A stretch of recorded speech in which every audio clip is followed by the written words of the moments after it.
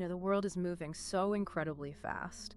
And you might feel like you're really doing everything you can just to keep up. But what if the biggest thing holding you back, the thing sabotaging your learning and your ability to adapt, isn't really about effort? What if it's actually, well, the design of your own mind working against you? It's a fascinating system, isn't it? So efficient. But efficiency always has a downside. Your consciousness, it's crafted this, I can only call it an elegant illusion. It really works hard to convince you that things are stable, that patterns are reliable, and maybe most importantly, that your mental map, it perfectly matches the territory out there. And sure, that saves a ton of cognitive energy, but it also quietly tells you, hey, no need for that constant difficult adaptation. Right. So it's not about being lazy or undisciplined. It's like our perception itself is failing us. Structurally, we really need to dig into why staying static feels like the default and, what actually happens when we think we're moving, but we're just standing still inside. Okay, let's try and unpack that. Think about that classic situation. You're on a train platform, super busy. You check your watch, glance at the schedule, you feel totally on top of it. Maybe scroll through your phone, answer an email, just routine stuff. And then you look up and the train, it's just gone. Yeah, and the point isn't that you were late. You weren't disorganized. You missed it because your brain literally didn't register it leaving. You were physically there, but perceptually, you were completely absent during that crucial moment. Locked in a mental simulation of what usually happens. Exactly. That's predictive coding. It's a core neuroscience concept. Your brain is essentially a prediction machine. Its main job is to cut down the cognitive load, right? So it builds models from the past. It assumes the future is going to look pretty similar. It predicts the train will wait or that the old way of doing things still works. Your conscious attention, it really only snaps into focus when a prediction is like majorly violated. But by the time your brain goes, hold on, that pattern's broken, well, it's usually too late to act. The world's already moved on. Wow. So our attention is basically set up to react after the fact, when it's too late. But you said there's something even deeper, almost trickier. Yeah, it gets worse than just missing the train, unfortunately. That feeling we sometimes get, that sense of momentum, like we're learning, we're making progress, the rhythm of the routine. Sometimes that feeling is just a psychological placeholder. It's like a simulated movement, a kind of screensaver your mind plays to calm down that background anxiety that comes from actually standing totally still. A cognitive screensaver. Yeah, that's powerful.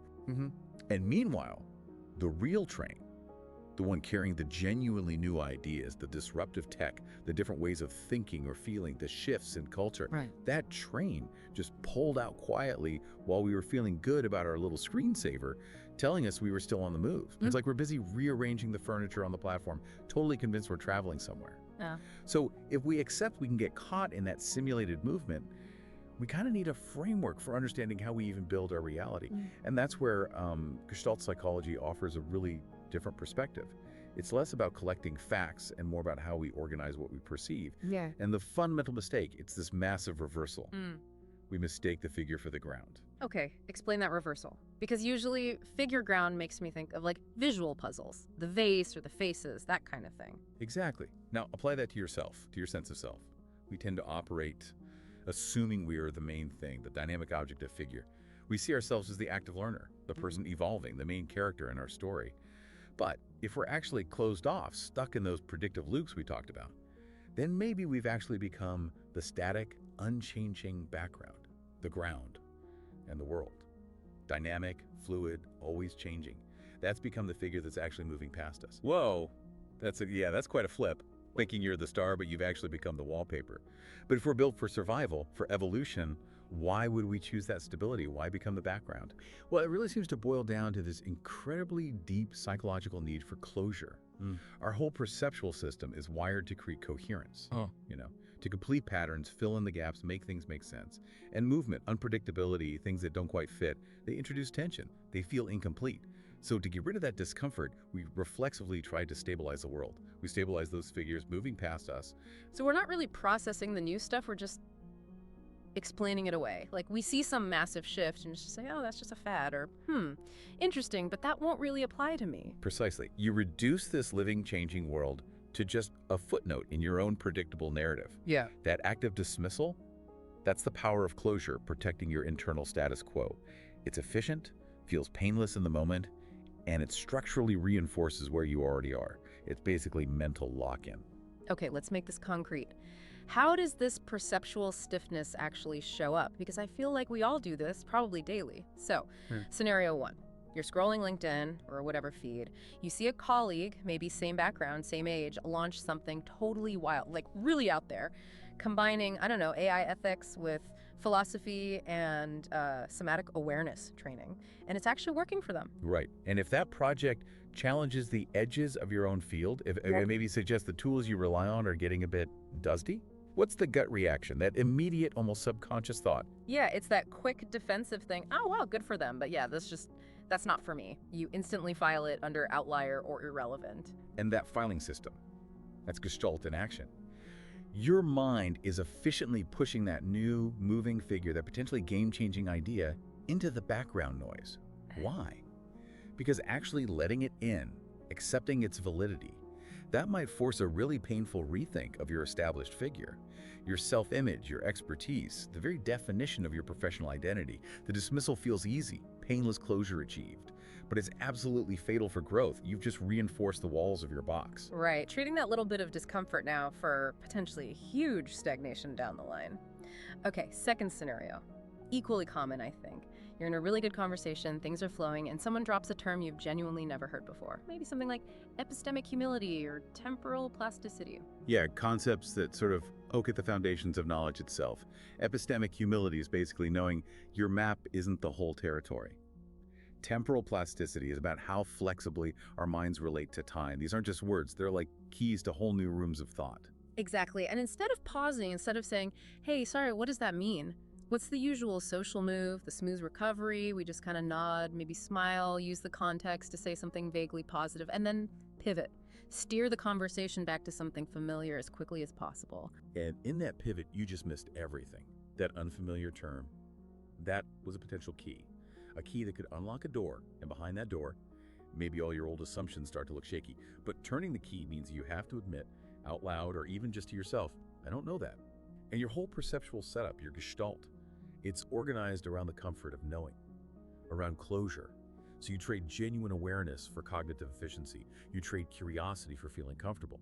All because the system wants to feel safe by feeling like it knows enough. And this leads to a really interesting Gestalt paradox. The more expert we become, the more successful, the more defined our identity is, the more rigid that mental structure tends to get, which means the need for closure gets stronger and stronger. And closure, well, closure is the absolute enemy of learning, because real learning demands incompletion, it demands openness. It makes me think of that sculpture analogy, like we spend years building this intricate thing, our beliefs, skills, identity. We polish it, admire it, call it me, and then we just defend it. We refuse to add any clay that doesn't match. We hate seeing any cracks because changing it feels like losing ourselves. Exactly. Right? Yeah. But that static view just doesn't match reality. True wholeness, real dynamism, isn't a finished statue. It's more like a field in motion. It's constantly dissolving, reorganizing, responding to new information, new tensions. The real key isn't just acquiring more knowledge, it's about maintaining that flexibility. Okay, so if constantly seeking closure and forcing understanding is what locks us up, how do we actually get that flexibility back? How do we loosen the structure? It really requires a kind of surrender. It means you have to allow the unfamiliar, that weird project, that concept you can't pin down, that idea combining, I don't know, embodied cognition and decentralized governance. Excellence. You have to let it just linger there in your awareness, unprocessed, unresolved. That feeling of cognitive dissonance, that slight persistent discomfort, that's the alarm bell, that's the signal that the structure needs to adapt. So you're saying we have to consciously sit with the tension, resist that urge to immediately categorize it or dismiss it? Yes. That tension is the energy. It's the force required to make the underlying mental structure actually reorganize itself. That reorganization, that's real Gestalt learning. It's changing the frame, not just hanging more pictures on the same old wall. And think about attention. Where does our attention naturally go? In Gestalt terms, attention is pulled by tension, by incompleteness, by an unresolved need. So if your whole perceptual field is dominated by figures of completion, if you've told yourself, yep, mastered that, or I know enough here, then the tension just dissolves. Attention doesn't have anything meaningful to grab onto, so it just defaults to easy, safe distractions. Things that don't challenge the existing structure at all. Okay, so pulling this all together, what it really means is that Our resistance to learning, to growing, isn't just laziness or lack of motivation. It's actually a deep structural form of self-preservation. It's protecting the identity we've built, which is often based on this fragile idea of I know. The world didn't leave us behind. We actually actively stepped aside. We chose the comfort of the background over the, frankly, exhausting vulnerability of staying visible and constantly changing.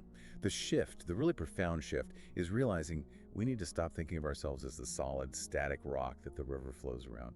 We need to remember that maybe we are the water. We're meant for movement, for reconfiguration, for flow.